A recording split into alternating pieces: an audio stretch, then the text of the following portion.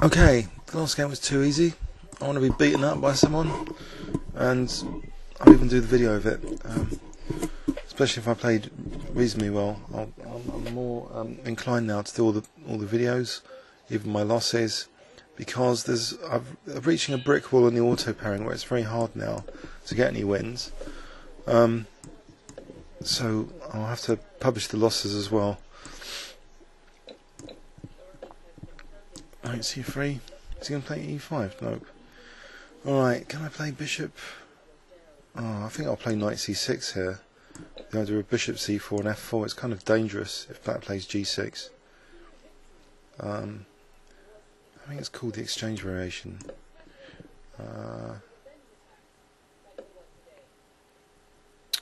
Right. Let's play bishop B3 here. D4.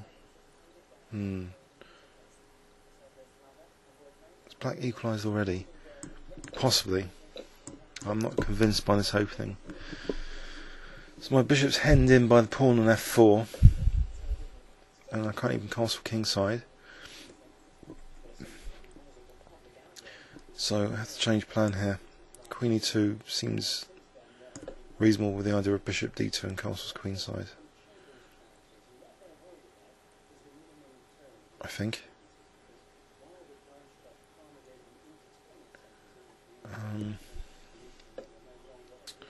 Which is going to be stopped. Okay, B3, bishop B4, bishop D2. Can I get away with playing B3? Or am I asking for it?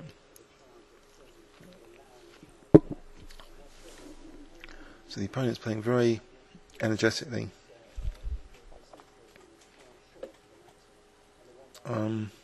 Bishop B2 here. Might have knight A4 if necessary. Oh dear, it does get worse. Queen D2. Oh, don't tell me knight E4 is coming up. But I'm about to get away with knight A4. Or am I going to get cruelly punished here with some other wonderful resource from the opponent?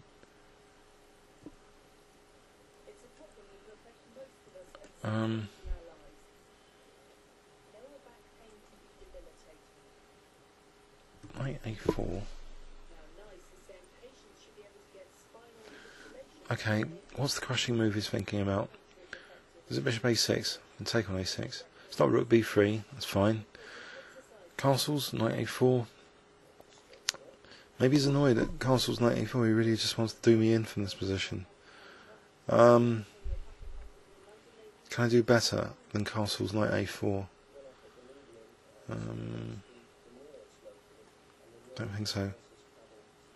If bishop D7, maybe knight D1. Because otherwise bishop A4 is obviously... Oh no, queen takes and then bishop takes A4 is winning a piece. Or is it? Aha! Maybe he has done better than I thought. Oh god. If I castle here, knight F2 is winning the exchange. But I might have some compensation. So I'll go for that. Oh no, hang on. Queen castles, bishop E3. How embarrassing. There's no way of wiggling out of this. Knight A4. Knight A4. I'm going to try knight A4.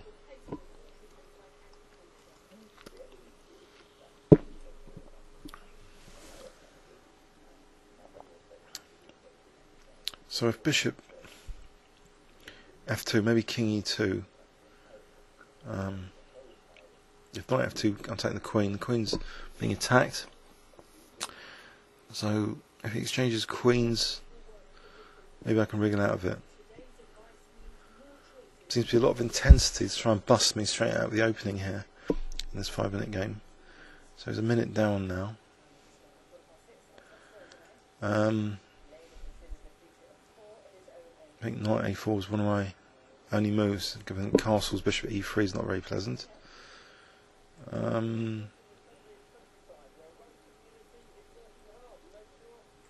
Okay. What disaster now is planned for me? Queen d2, king takes, bishop e3 or king e2. It doesn't seem that bad.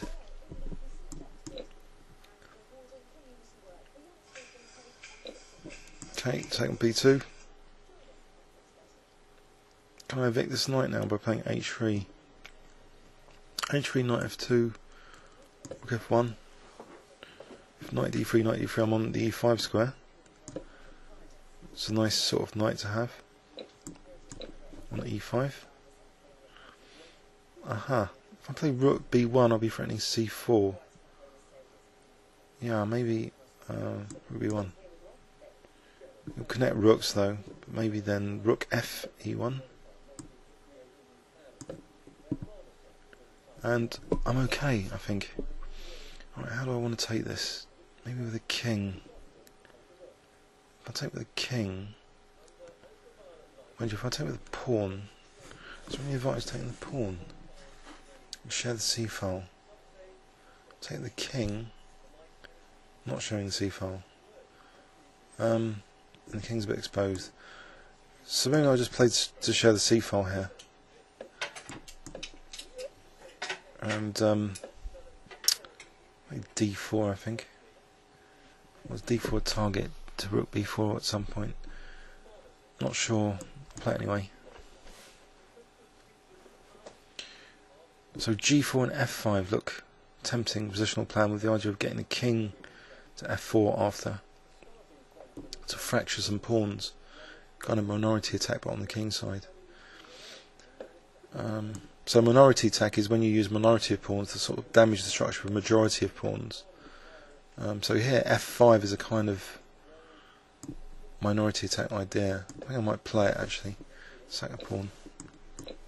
Because then all the pawns will, they'll get isolated. If he took, rook f1 frontal attacks and isolated if he takes. I think rook c3 here. So I'm still holding my pawns together in general, apart from the sacrificed one. Key3. Actually, why not just h4 or f takes? F takes first, because it is a backward pawn. Right. I don't want to lose the h3 pawn, particularly. I don't particularly want to lose h3. So maybe rook ce3. I'm threatening e6. Now if I going into a king and pawn ending. Is it worth going to the king and pawn ending? I think I have to. Well, if the rooks come off and he plays e5, I take, and he's got an isolated pawn I can blockade and use the 2-to-1 pawn majority on the queen side, so I think that's a winning king and pawn ending. He's got to be careful with this backward pawn, I think. So let's see.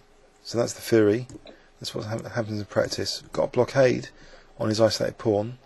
Now I want to create a pass pawn on the queen side. So I think, I hope, this is a winning ending. So I'll play b4 first. Now maybe a4.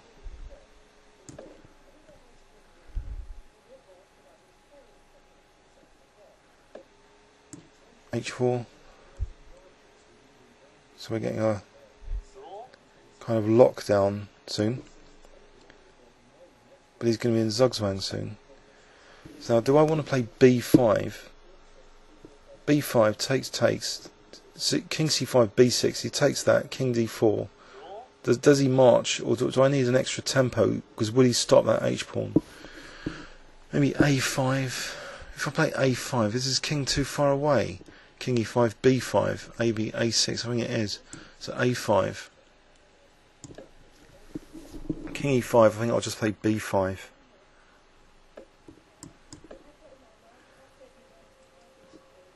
So this is a really instructive king and pawn ending. Very, very rare to have something so instructive. I think it will take far too long for him to march the pawns. He's resigned. So that was just the lost ending he transposed into. Oh, he's going over it now. It's lost. Surely.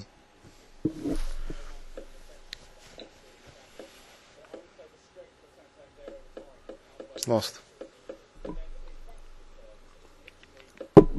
Very instructive. So he's just going over it. A5, I'll just play A3 here.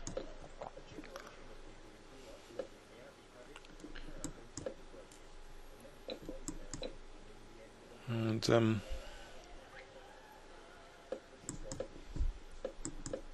he says easy draw.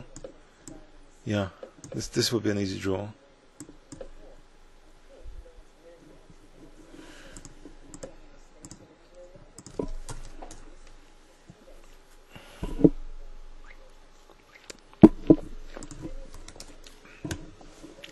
Good game. Please leave any comments or questions on YouTube.